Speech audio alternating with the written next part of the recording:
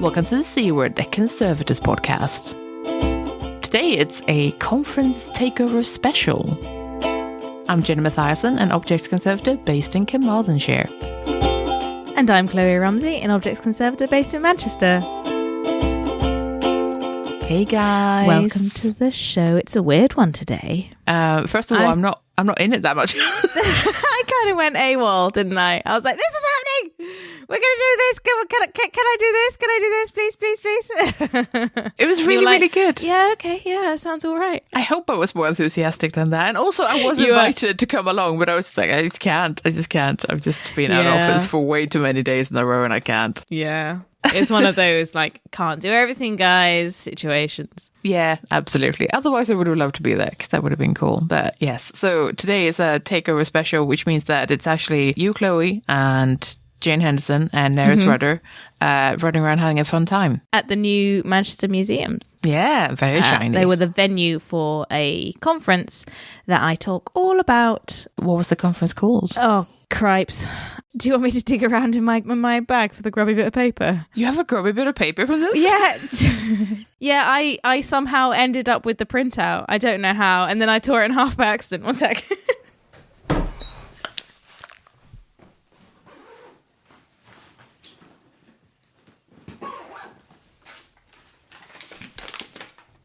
Okay. Welcome back. This is what it ended up. The state of that. Conservator. So I'm holding the battered printout that was battered before it made it into my bag for a week, and then I tore it in half by accident. It's called, if I can read it, Changing the World, Approach, Strategy and the Future of University Museums. And it was the UMG, standing for University Museums Group, Spring Conference 2023. Very good. Very shiny. Yeah. We get into that. It's fun. But first, something unusual to our show. We've had a correction, haven't we? We have. We've had an audio correction, which is a nice touch, and I enjoy it. Yes. So, we did expect to upset people with the accreditation episode. Yeah, of course. But I didn't expect to upset people in this way. Basically, in our light-hearted brevity and, super accessible approach to communicating things, we actually neglected to explain how the fast track accreditation process worked in practice, and that has annoyed some people pretty fairly. Yes, I was going to say rightly so. That's absolutely fine. Also, I actually lacked much of this knowledge. Like, I knew very little about it. Yeah. And yeah, that's on me. I didn't go and ask people about it, and you're right. And people are right to be annoyed by sort of repeating an urban legend about how things were done. I still feel like it's worth knowing that the opinion is out there, but also it's fair enough that it can also be incredibly misinformed. And that's the way. Sometimes we disagree on things or we have the wrong picture, and that's all fine. Like, that's just part of being a group of people that do things. That's part of being a profession. So, but I think it's fair enough to address it. And I think that's another part of being conservators is, recognizing that sometimes we get stuff wrong and that we should address that in the future. And that's all good. Should we listen to the correction? Yes, I think that's lovely. This is a little comment or correction for the lovely C word. I enjoyed very much listening to your episode about accreditation, and goodness me, good luck to everyone who is working on that. It is a huge mountain to climb. As you know, I still stand behind accreditation, and I really think it will get you somewhere, but that's not to diminish how hard it is. But this is my comment or correction based on my historic memory of the fast track. Now, I will tell you how clear or unclear I am about these facts, but I'm just like to sort of restate how fast track was run back in the day, because I think that perhaps it might make Jenny a little bit less worried about how many people are floating around there with fake accreditation, or at least that's a little bit what was implied. So the fast track scheme was not just a scheme where accreditation was given out to people willy-nilly. People had to apply for fast track accreditation. There was an application form and process. The application form had a CV, you had to demonstrate your training and experience, and you had to give examples of your work. I am pretty sure, like 95%, but not 100% sure, that you also had to provide 2 references.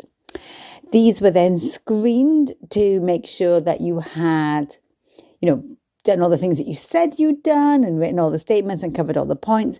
And then they were taken to a panel who reviewed them. So oddly, I think that fast track process is probably a little bit similar to what sounds like is going to be proposed for the new accreditation scheme. It absolutely was not recognition given out by the old order to their buddies. You had to apply. There was 2 layers of vetting, if not 3, but there was definitely 2. I'm 100% sure on that one. And the other thing that I think is worth knowing, and I've been trying to get to the bottom of this to give you a more precise answer, but I think that there is no one in UK conservation who is younger than 53 who has fast track accreditation, but I'm 100% sure there was no one younger than 50, because I can remember 2 of the people who were at the lowest end of experience that was allowed to get fast tracked, and I have checked how old they are. So fast track accreditation, it wasn't just giving out stuff to your friends. It is a limited amount of people, and you're pretty sure that they're 53 and over.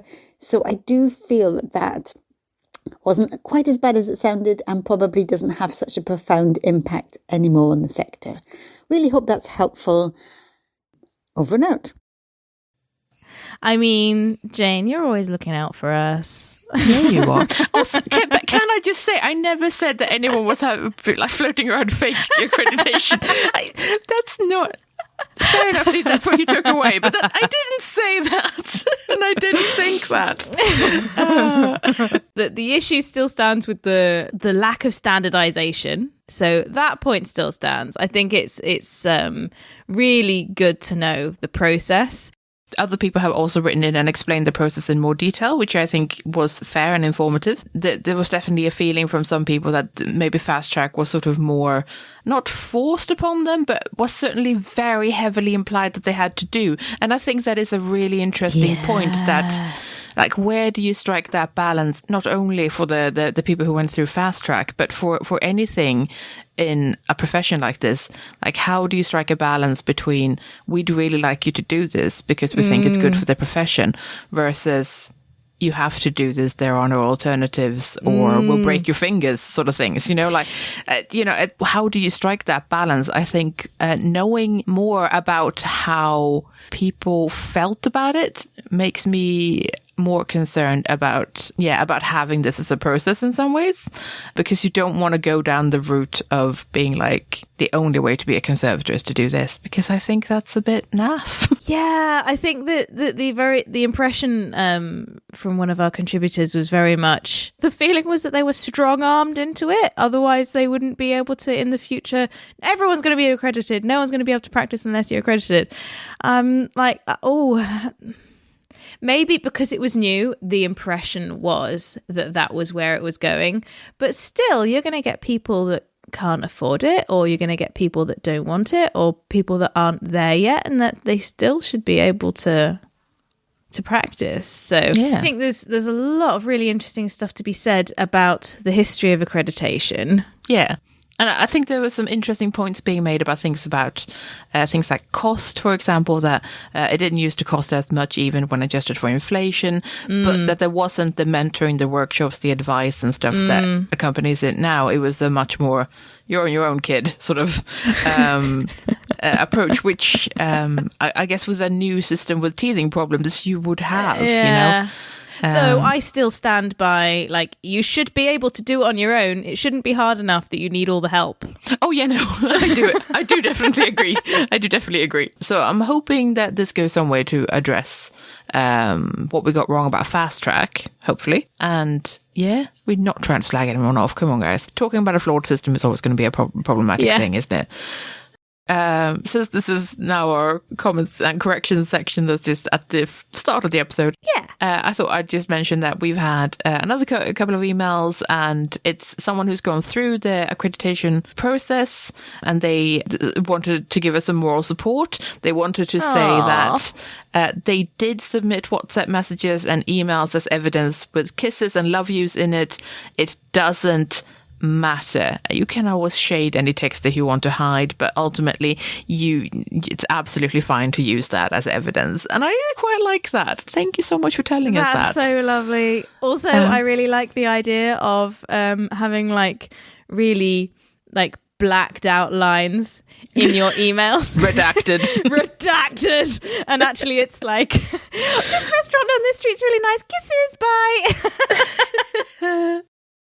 And finally, we've got one from an emerging professional who wants to be anonymous, who said there's a lot of feelings in the emerging professionals community that are never voiced to the wider community for fear of blacklisting, about things like lack of support and accessibility, and that sort of thing, and that it feels unachievable, something people don't see themselves as able to complete, very expensive, very complicated, sort of absolutist nature of the framework, like if you're not accredited then you're probably no good, and how that makes new people feel in the field. And I think we're bad at remembering that it's not just about like the people who have been doing this for years and years. You know, like think about what this environment does to the young people as well.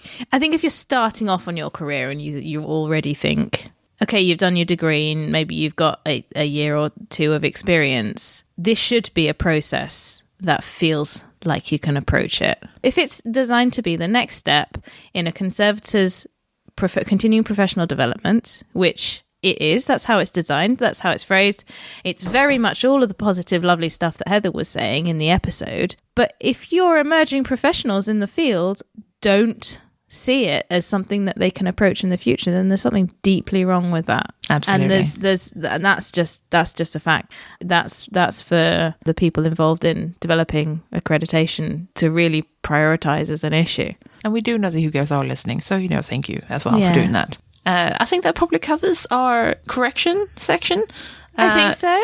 Should we go on an adventure in Manchester now? I think we should. So I'm somewhere fun today. I'm at the Manchester Museums for a conference by the University Museums Group. I can't remember the programme, but I have found Nerys. Hi, Nerys. Hi, Chloe.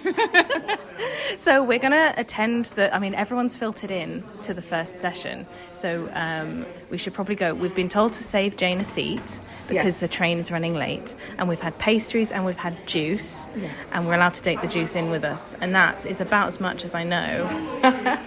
Well, we do have a wonderful presentation by Fan on the China Gallery, which the Town Hall Collection through the Manchester City Council loaned a couple of pieces, and that was under my purview, so I'm really excited to see her presentation. Amazing. Yeah. Excellent. Yeah, so it's like talks and tours, and we're going to get a chance to walk around the new galleries, which is really cool. We're just walking to is this a new conference suite? Right, should we go over there where there's seats?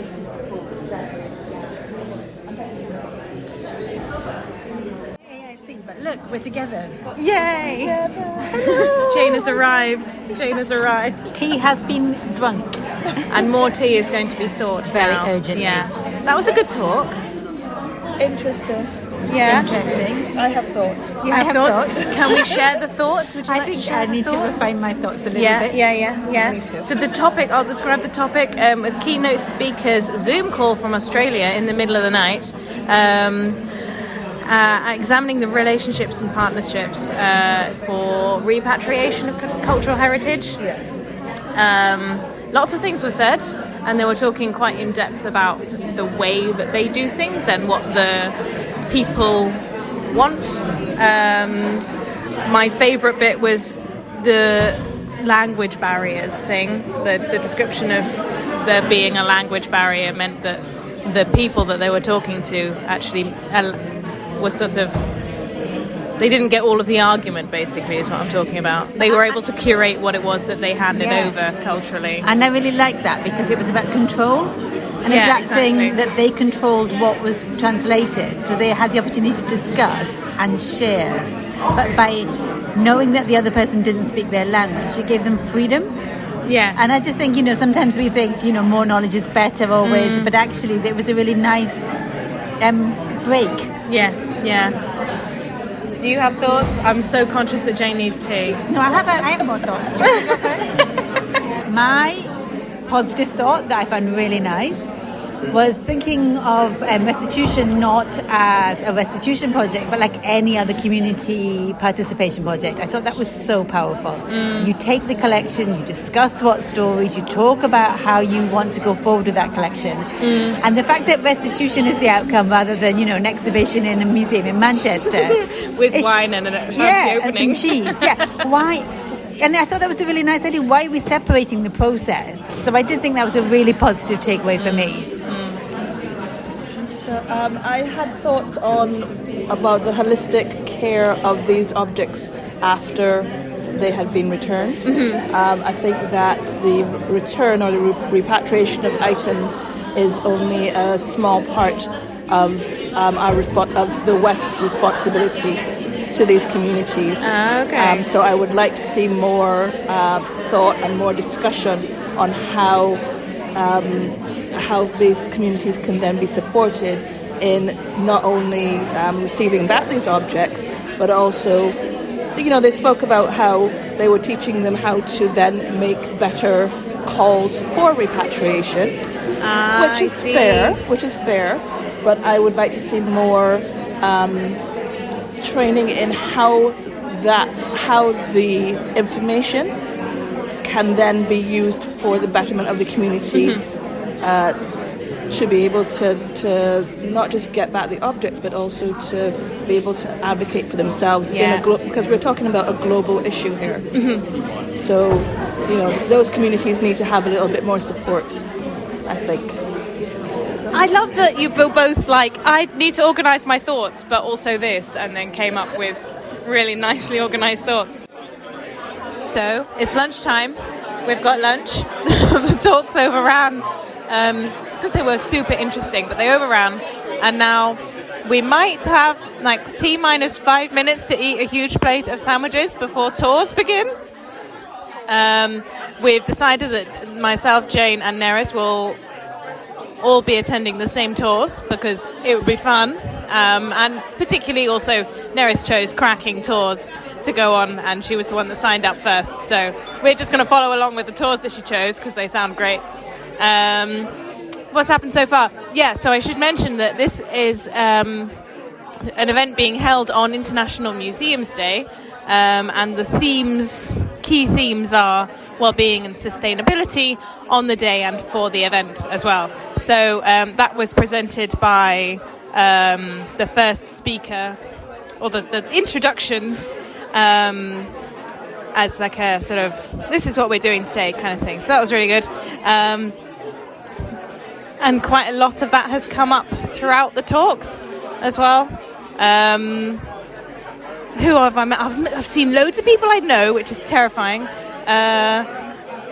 Particularly good to mention, though, saw David Gelsthorpe for the first time in ages since we did the interview for the Natural History Conservation episode years ago, like 4 years ago. And then saw George. So hooray, hi George. George was talking about the success of the reopening of the museum that she talked about in the episode last year on capital redevelopments. Down one flight and where? Through the something that I recognise. Oh, through belonging. That was it. I was going to say it was Discovery, but I knew it wasn't that. We're super late for the South Asia Gallery tour, and Nerys is upstairs showing the true priorities by finishing her cake before she joins us. Right, that's apparently the conservators say you're not allowed to eat cake in the gallery. Is this? Oh, it's this way. Walking rudely through another door. Here we are. Don't go to the Egypt. Oh. Here we are. Oh, here we are. Got it. We sort of missed half the tour, didn't we? Sadly. Amazing gallery. I love it. It's really... The colours are fantastic. Joyous, isn't it? It is joyous. Something that the curator said, though, was this is always going to be a story-led gallery rather than an object-led gallery. And I was like, she said, but... And then she said, even a leaflet from the floor is important. It's like, but that's why objects are important. Exactly. Because they're important. Objects are stories. Yeah, objects connect people. So it was funny because we both witnessed. Yeah, a little bit. But that means that conservators have more work to do to communicate that objects are stories. Right? Well, no, but Nerys is just giggling in the background. the objects, there shouldn't be a hierarchy. So you're not overthrowing a hierarchy by saying this leaflet will collect this, and this somehow says we're not collecting objects. No, this is an object. All things are things. And all things connect people to people. I think the problem is that museums have created an idea of what are the correct things to have. That's it, because she mentioned that we wouldn't want to put on just a statue or a lovely artwork or She something. doesn't want... Yeah, well, that's not what we're talking about when we mean objects. I think she doesn't want to have what is traditionally considered to be acceptable cultural heritage, acceptable. Which is fair enough. Yeah, totally reasonable. 100%. Should we not? We're not being late to the next one. Let's go now. So we found the Chinese Culture Gallery. Interestingly, we were only a tiny bit late for it. Interestingly, the tour leader said that it was curated in quite a different, or developed in quite a different way to the South Asia Gallery. So instead of, I think she said, like 30 co-curators to the South Asia Gallery, picking, some of their own objects as well as objects from the British Museum and others. This one was working with an artist, with some co-curators, and some collections in Greater Manchester and stuff, focusing on different themes like the environment and different aspects of culture and migration and stuff like that. I'm rushing because we're trying not to be late to the next talks. Oh, Nerys is looking at cake. Jane is looking at sandwiches. Do you have any thoughts, Jane, on the tours? I think we needed more, didn't we? We needed a bit more time. There was something really interesting what Kloe was talking about, the different ways that they've been curated and different partnerships and different ways of approach. And you could... I don't think I wouldn't have seen Never Had Been Told, but I think when you've been told, you can see it. Yeah. And I'd really love to, take away from... to stand back from all the other issues and just look at that. Yeah. Just how the partnerships were formed, how you recruited people, forming around individuals. The South Asian Gallery, that whole everything and everyone is equal. Yeah. Whereas in the Chinese Gallery, there was definitely like a benefactor, and there was key figures. Yeah. And people whose keywords. Yeah. Not that they were more important, but they were... Anyway. It was just different. It was just different. Yeah. But really nice. I think you won't get bored in these galleries. No, well, if these two are anything to go by. Anything to go by, we're going to have a great time this evening at the drinks or whatever it is that's happening. Looking around. Looking around, yeah. We're Whenever recommending it. To look around. 10 out of 10. Yeah, excellent. Yeah, really amazing finish. I'm interested that they said, so we're expecting the lifetime of these galleries to be about 10 years. And I'm sitting in a museum with galleries that are now clocking on to 13 years old, like, oh man. and they've got a budget to update it as they go.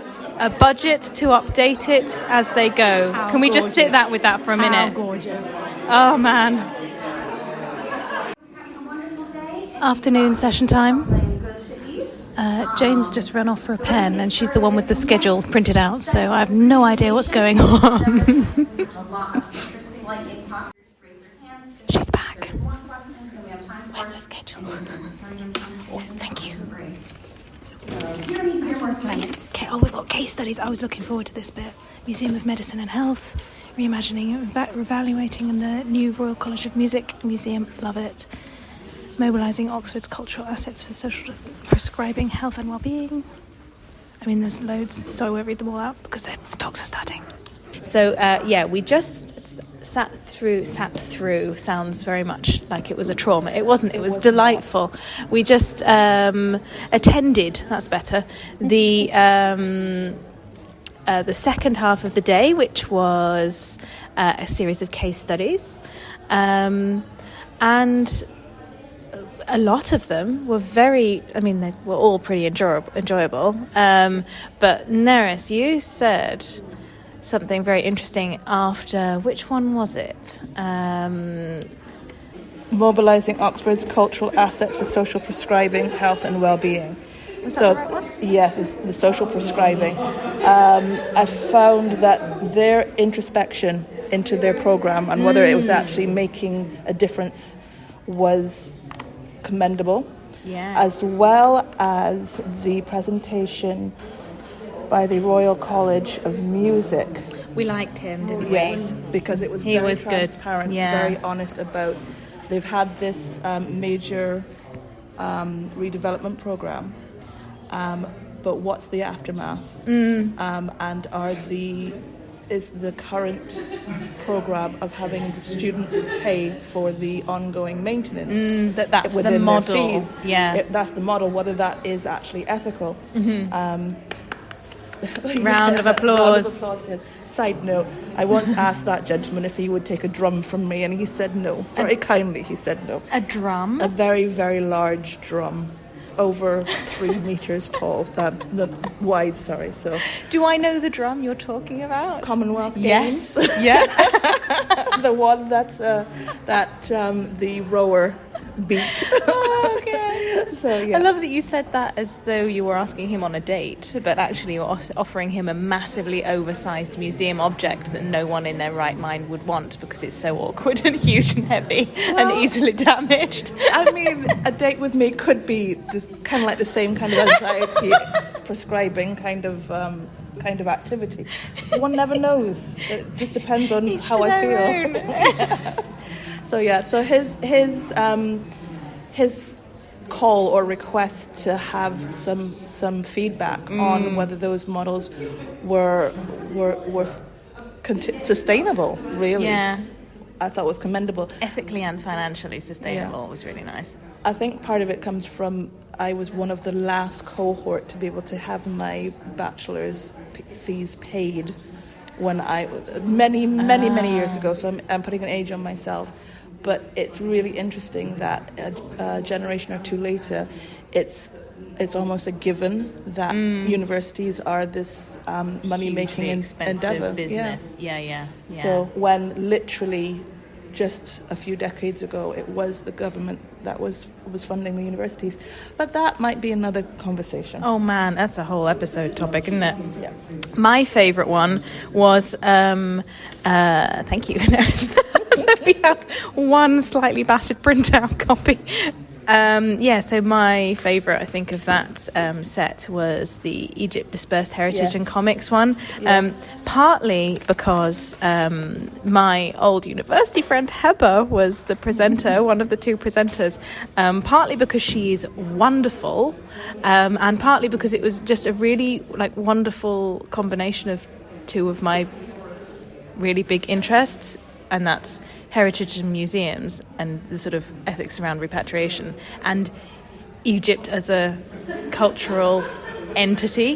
Because when I went to Cairo a couple of months ago, and we learnt we were presented on a tour the Egyptology of a certain number of sites, we were like, God, it's a breath of fresh air to hear this from an Egyptian person who's actually talking about their own history. It's just completely different, and you don't realise it in this country until you're shown the alternative, because it's just a given. Of course we're talking about the ancient Egyptians, and we're going to do all the colonialism things, and of course we own this. We're the UK, right? Anyway, so it was really nice because she was working with a cartoonist called Nasser, they were talking about the collaboration basically and how to communicate the different issues of that, and like recognizing the dispersion and recognizing the sort of disparity and lack of ownership that they have in their own culture. Anyway, It was fabulous, and I need to go and give her a hug because I just really, really enjoyed it. I'm going to jump in here because coming from a multicultural background myself, coming from one that is pigeonholed often as well, it was very honest and very true, and it is from the perspective of the indigenous community, which you often do not hear. She would have spoken about rehumanizing artifacts, and that collections are put on display and they're not relatable to the contemporary Egyptian communities. And that, I think, is something that you're going to find in so many different post-colonial societies. But I think that her very valid statement, which was our heritage is welcome, but the person is not welcome. Oh, yeah. That was an emotionally fueled. And the, what was it? Our heritage. So nicely with the cartoon as well. It was, yeah. There was some cartoons, some comics to go with it. And the phrase, our heritage wins over our lives, is just like talking about not only the problem of getting visas and travelling around, but also the, access to safety, and transport, who's allowed in the country, who's allowed to do what. It'll be the inanimate objects over the Egyptian people. It was just really like light-heartedly presented, but powerful. Yes, and that's I think one of the most workable solutions, where it's simple, it's direct, but there's some humor to it, so that it does lower the barriers that people put up. Yeah. Oh, so. Nicely put. Lowers the barriers that people put up. It's like you're super good at this or something. So one of the things that I am really enjoying about attending a conference with Nerys is that she will take 2 desserts. And I'm like, yes, babe, this is how to live. Everyone else has had theirs. There's some left. We're not taking too many. It's perfect. Thank you for this insight into life. I feel inspired and invigorated.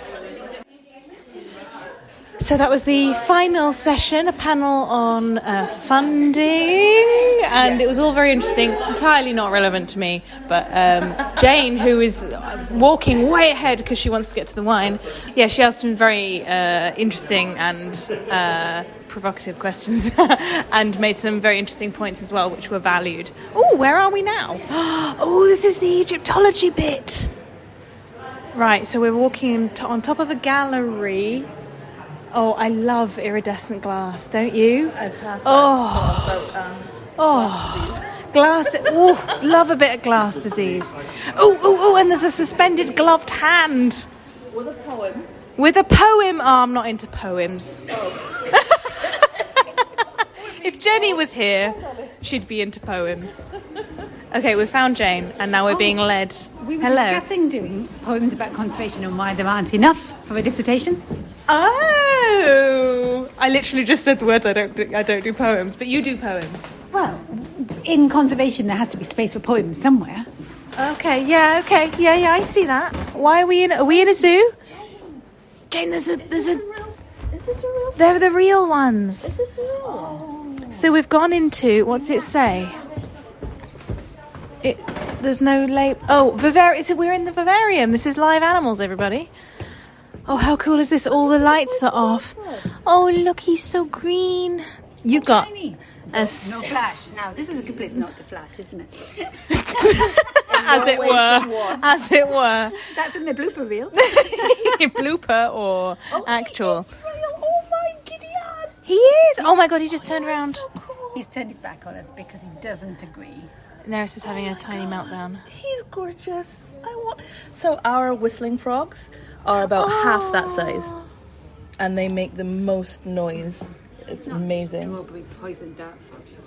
Well, he is closely related. He's not a red one. He's obviously a blueberry poison dart frog.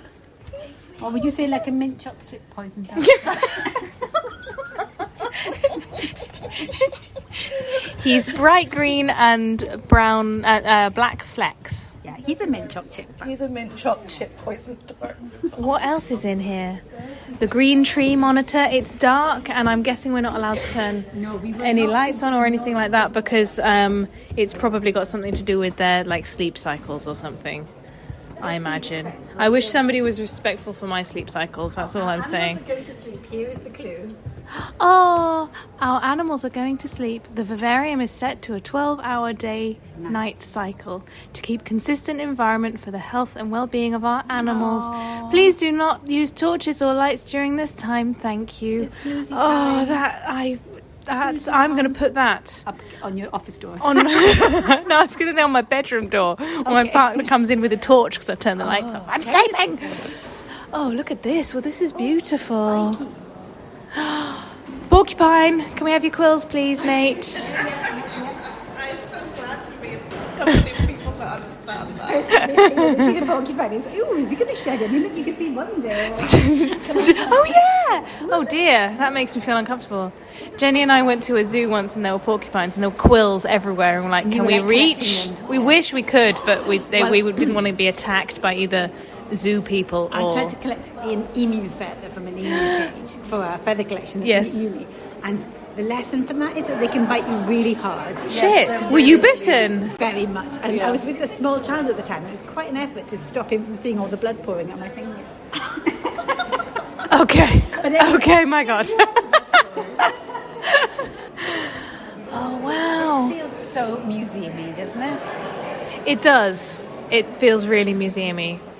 Is it a good thing or a bad thing that I feel at home here? It's okay. It's okay. It's okay to be okay. You're comfortable. Yeah. There's some slightly, classic 1970s lighting. Yeah. So all the case glare. And I like the case glare. And a slightly jarring lighting. And then there's obviously some, random bones hanging in your eye line. Of course. This is actually, these cases are the cases that were depicted in one of the talks about colonialism, pervasive structures. wooden and glass showcases. Yeah. That slightly rubbed, painted, grainy thing. Do we have UV film on this glass? No? There's something going on. No, there is. Yes, there is. Look. There is. Oh, yes. On top. It might be security glass, actually. Okay. Because below shoulder height, you have to do something about glass for health and safety. I see. Okay. I didn't know that. There's a kind of a slightly you're looking in the stores feel about it, isn't it? Oh, yeah, no, that must be why I like it so much. Yeah. This is the quintessential balcony. Yeah. History. Bolton Museum, Horniman Museum. Swansea even. Yeah. And it's iconic. It is. Iconic is a good... Yeah. It's familiar, but then also really, really hard to, move beyond when you're trying to do something different because it all just carries so much meaning and so much embedded meaning. And we know how this is because we know how museums are. Yeah. But then we have got the other areas of the new bits of the museum to sort of counteract some of that with its modernity, like the ones we were looking at before. No, I'm okay with a mixed diet. Yeah. Oh, Jenny would love this. Jenny, we miss you. What have we got? A lizard showing internal organs. It's labelled. It's got little labels within the fluid. 4539. Dissection lizard. Oh, to show its chief blood vessels. Oh, wow. He's also a character in an American TV drama, a cop drama. Chief blood vessels. Oh, wood identification. Oh, tell us about wood identification. Something I haven't had to do since I left the course. You did it on the course? I didn't do it on the course. I think we did some research on it, yeah. Oh, wow. I think I did. Oh, well yes, done. I did. Is it wine time? Let's go. Okay, I'm going to turn this off. Now we're going to be silly. Because what we were doing was so sensible just now. For the later train. Oh, I know. So many I discussions. know. we just saw some very, very cute pest communication signs on the tables in a little cafe upstairs, talking about what a carpet beetle might have for starters, mains and dessert, and with all different collections listed. Adorable. So we've just, unexpectedly, I really enjoyed doing a bit of schmoozing. Was it schmoozing or? We actually networked. Nerys is amazing at this. In fact, they're both amazing at this. Nerys is very good at networking. I just talked to my friend. You're good at networking. You're like, hi, I'm this person from here. What do you do? Oh, this is my friend. We studied in Cardiff together. They do this. You might be interested for these reasons. I'm like, Jesus, how's she doing this? I got at least one business card, so I can. She did, yeah. I got the Egyptian cartoonist's business card. Oh, fantastic. Yeah. I followed him on Twitter. Oh, good. His work is excellent.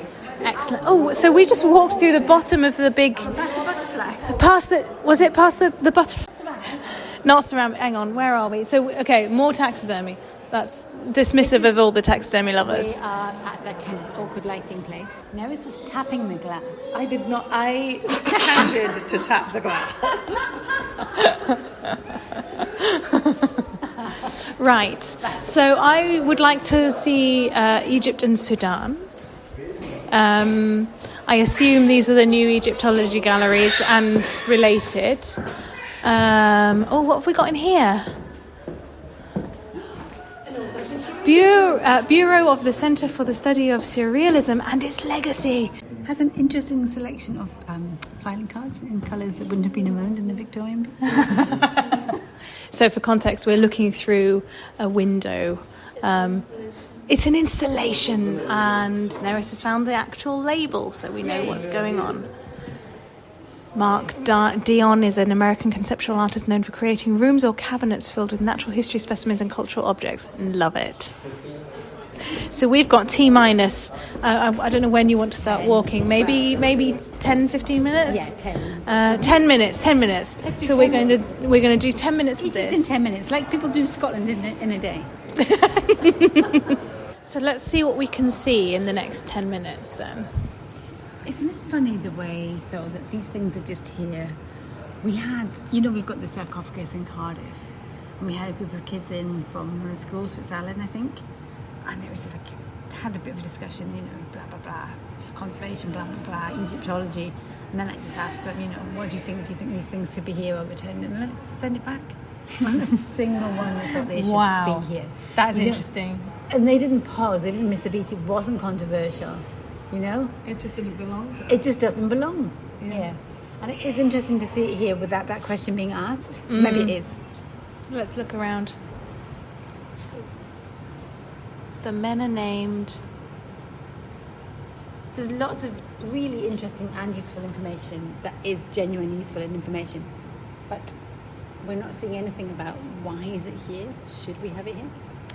They are saying that the bodies are no longer on display, so I feel like that's potentially it was much worse, and now look how we've travelled. Exactly. And look at that pattern, that's gorgeous, isn't it? I mean, you can imagine a club these days without on a wallpaper. I know, yeah.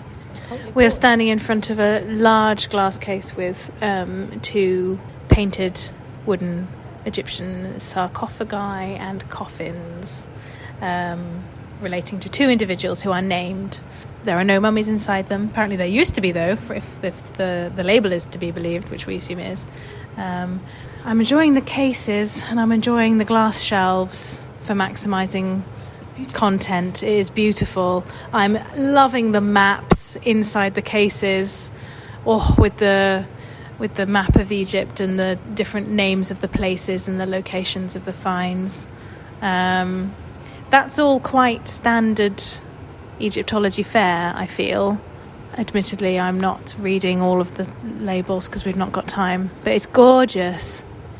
I think the really nice thing about being a conservator is that we don't really spend, we don't tend to just look at 15 things in 10 minutes. We look at one thing for 6 months. You can look at this I can't even pronounce this, but we could look at this stone ball. But you just want to stroke it. You want to be in it. You want to drink it in. It doesn't say anything about not touching, which is interesting. And it's on open display. Unlike anything. Oh, there's a couple of stone things. I haven't washed my hands in a while to feel comfortable. Jane is agonising about how little she's washed her hands. Well, we've had snacks. We have had snacks and wine, and we were drinking red wine. Pretty sure we're not covered in red wine, but still. Okay, let's move on to. I mean, oh God, the little. Oh, I love little bone and ivory and shell Wasn't that shell doings. story interesting? Gorgeous, so interesting. This was in the first talk, the keynote, about the photographs of little dolls made out of shells shown to the community members, and they remembered vividly playing with them, and it was something that wasn't done anymore, and so they started then making them as a sort of like cultural like teaching the younger generation, but also a sort of nostalgic thing, which is really nice. This is a really nice example of the power of museums. I mean, that's what we should be doing, isn't it? Yes. It's like re-engaging, reconnecting. I remember those. I loved those. Yes. You haven't told me to, but next time you turn up, look, we've been making them again. They're Yes, exactly. different our way, our generation's way. That kind of connectivity and change.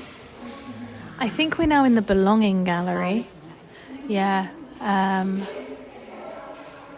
It's got lots. Okay, so there's no time to do everything, so I'm just going to describe. There is one case.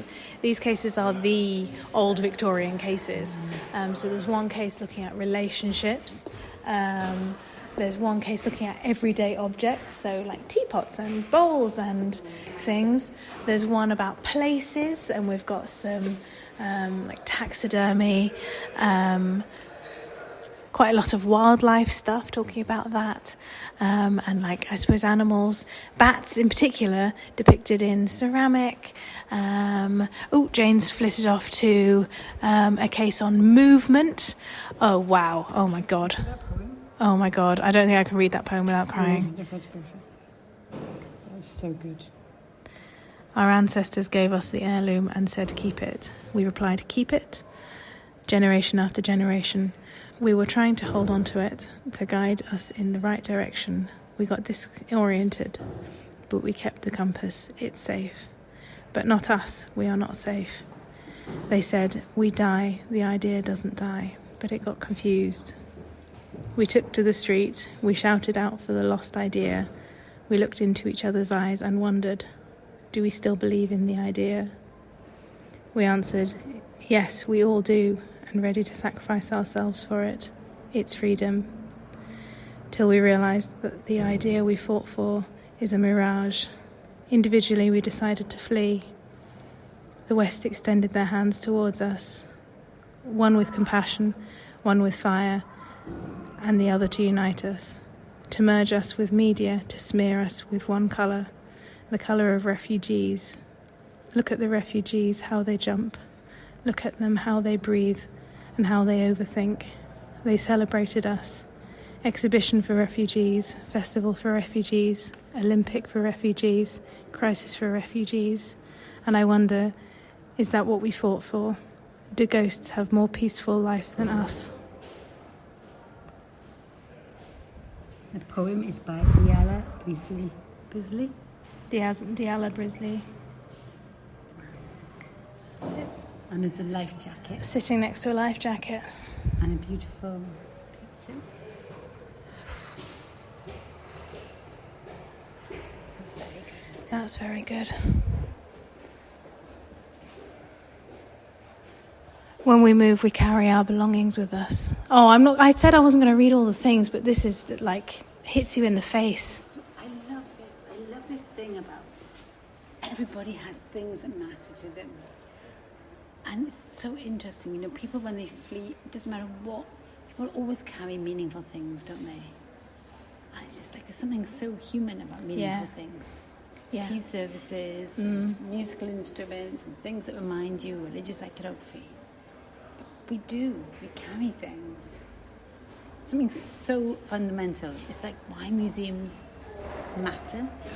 Because however stressed we are, however much trouble we're in, we still try to carry things that speak of who we are, and that's beautiful. That's an incredible juxtaposition.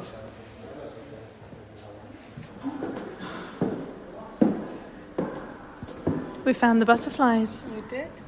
We were talking to an entomologist, who's an entomologist at the Manchester Museum, and she was talking about I think she was talking about the moment she found out that they wanted to suspend a cascade of butterflies from a butterfly embroidered garment. And I mean, they've done an astonishing job, but I can imagine it was a little bit of a nightmare. Mounting such fragile pieces. Yeah, and 13 of them. Must have been exceptional. Oh, and the silkworms. Silkworms make me feel a bit squiffy.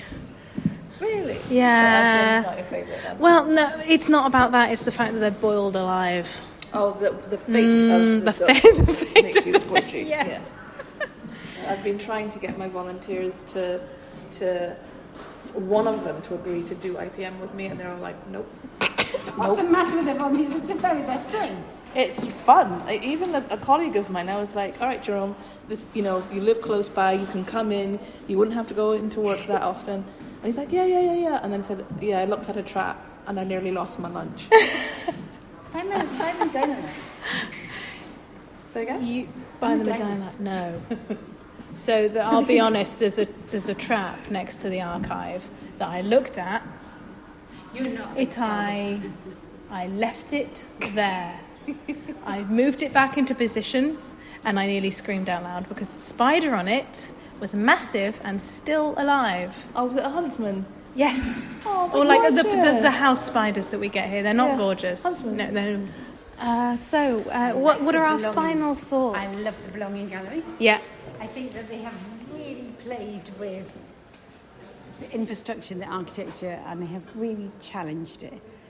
But not like in a jarring way, they've taken it on. Like the colours and the chairs, and see the colour schemes, and the way the legs are coloured and side panels. But they've still got the wooden cases. Yeah. You've got the wooden chairs, which are the exaggerated wood. But you can stop and you can read and learn. I don't know, I think there's no right way to do anything, is there? But there's something about this gallery that's quite invigorating, isn't there? Yeah. But also, it's not just there's they care about museums and museum people and stuff and museum things, but they still want to challenge and make it better. Yeah. It's not just a complete rejection. Nerys, do you have thoughts? So I am very, very grateful that Jane was like, oi, come to this conference. I've had a wonderful day. It has been elucidating. It has given me some notes of things that I need to go home and do. And I am so glad that I got to spend the day with y'all. So I'm on the train home. It's very nice having a conference in Manchester, I have to say, because it's just a normal commute home. How I felt about the day, it was so lovely to see Jane and Nerys and to spend the day with them and share their thoughts. I would have liked to spend more time in the Chinese culture and the South Asian galleries, and really kind of take in the different ways that they were put together. I feel like we rushed through the South Asian gallery too much, which is a shame, but that's because we were eating our lunch, and you can't rush crisps. You can rush crisps. We did our best. We still arrived late. And then on the way out, we saw the Golden Mummies exhibition, and I desperately want to see that. So I'm going back, basically. We just passed the doors and it looked all very fancy. Could have gone in, but I wanted to walk back to get the train basically, and Jane needed to get her train, so it was that. And then on the way out, we walked the way in through the shop, and I need to get me some shop action as well, so I'm going to go back. I mean, from what I saw, that there's a reason that everyone has been loving the Manchester Museum. It's fantastic. It's really, really good. I've been really, really impressed. It's gorgeous. Absolutely gorgeous. So yeah, congratulations, George, for all the good work of you and your team and everybody else's teams. It looks really, really good, and it's been so popular, and this is just what we need. We need museum high-flying, opening, famous, public eye, all of those good things. So yeah, a good day was had. And if you're enjoying our podcast and the work that we do, including when we get things wrong, then you can support us on Patreon, which is one of the very few ways that we get any money at all for what we do here. This podcast is done in our free time, and that can be quite difficult sometimes. But if you head over to patreon.com/thecword, then you can support us from as little as $1 per month, and that helps us keep going, keep stuff online, keep the lights on. It helps support what we do. Please do consider that. Thank you so much. If you are considering it, we really appreciate it. And until next time, thanks for listening. We're the C Word, and you've been listening to Kloe Rumsey, Nerys Rudder, Jane Henderson, and sort of me, Jenny Mathiasson. Join us next time for an episode about time-based media conservation. In the meantime, you can check out our website at thecword.show, tweet us at the C Word Podcast, find us on the Fediverse at the C Word Podcast @Glamorous, or simply email us on thecwordpodcast@gmail.com. The intro and outro music is Spring by Didi Music, used under Creative Commons Attribution License. Additional music and sound effects by Callum Robertson. This has been a Wooden Dice production.